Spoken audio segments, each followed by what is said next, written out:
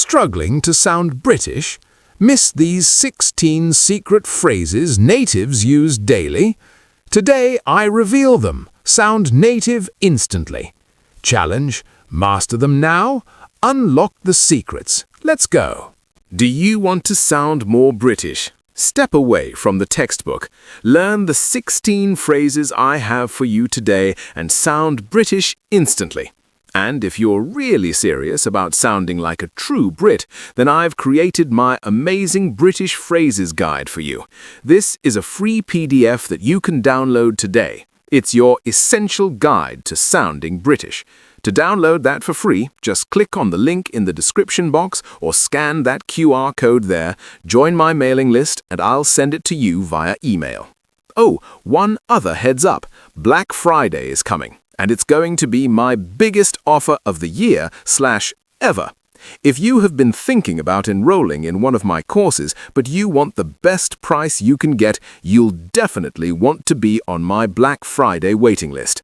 I've left a link in the description box to join that, and you can scan the QR code there. You'll be the first to know about the discounts and free gifts I have coming your way. I've gone pretty wild for this Black Friday, just warning you. Okay. Back to our lesson. All of these British English phrases are informal, okay? They're the kind of things you would say to friends or hear on the street or in the pub or on TV. They are not what you would write in formal emails to your boss. Let that warning be clear. Our first phrase is good shout. If my husband says fish pie for dinner and I reply, good shout, do I want fish pie or not? I do want fish pie. I love fish pie. It might not sound amazing. Fish pie is a delicacy. Good shout means good idea. You'll also hear that's a shout, meaning that's a good idea. Like if someone suggests we buy cinema tickets online, I'd say that's a shout. We can save a couple of quid. Number 2. Nice one. So we say this when we are pleased about something that has happened. You passed your driving test. Nice one. Now, we also use this phrase when someone has said something funny. Ha, nice one, good joke. And of course, we Brits love our sarcasm, so people often say, nice one, when something goes wrong. Oh, you reversed into a lamppost. Nice one, that'll cost a fortune to get fixed. Number 3 is, I can't be bothered. This means, I don't want to make the effort to do something. I'm too tired or too lazy. I can't be bothered to go shopping today, for example. Now, in some British accents, you'll hear this pronounced bothered with a V sound instead of the th sound. I can't be bothered. I stick to bothered with my accent. Many people will also drop the subject and say, can't be bothered. I do that sometimes. Now, another great phrase with bother is, I'm not bothered. I'm not bothered. This means it's not important to me. It can mean I don't care. For example, he didn't invite me to his wedding, but I'm not that bothered. We're not really that close. Or it can mean I don't mind. I'm not bothered where we eat. You decide. Now, in responses, some speakers will drop I'm and just say not bothered or not bothered. A similar phrase to this, which I would say is even more informal, is I'm not fussed. It can also mean I'm not interested or I don't mind. I'm not really fussed about seeing that film. I'm not interested in seeing it. Or do you fancy chocolate cake or apple pie? I'm not fussed. Surprise me. That means I don't mind. Either one is fine. But what about if we have strong negative feelings about something? We might say that's out of order or that's well out of order. So this means that behavior, or what you said, is not acceptable or not right. For example, Uber charged me 5 times the normal price for that ride. That's well out of order. There's another very British word we can use to replace well. It is bang. That's bang out of order. Ooh, so expressive, I love it. Bang is used like this in British English to mean completely. It's very informal.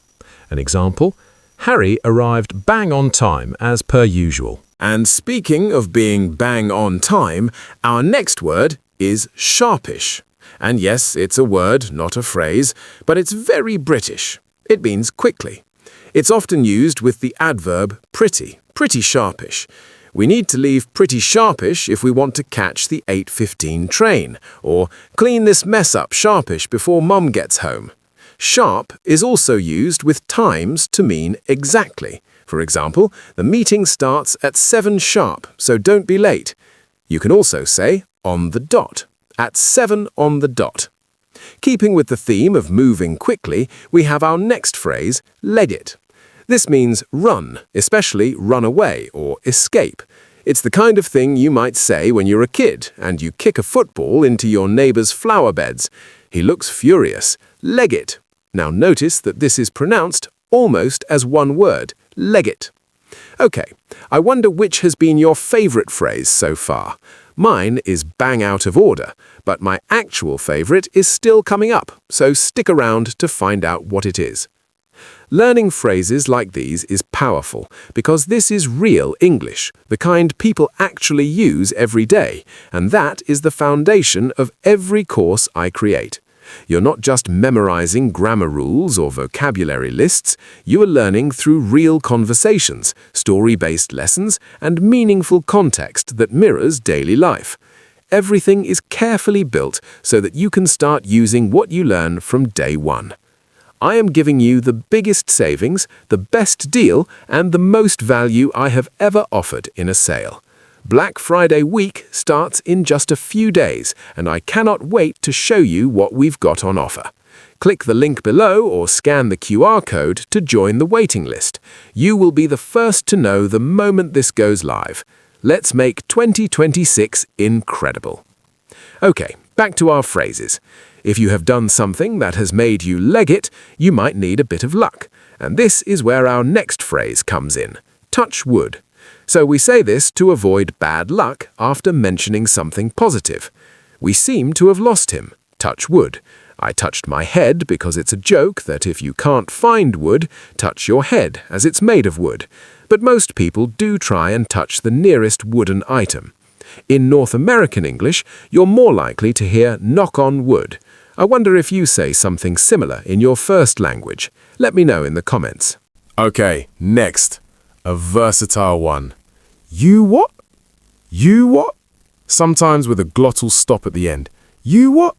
So, if someone tells me they paid £8 for a coffee, I might say, you what? That's daylight robbery.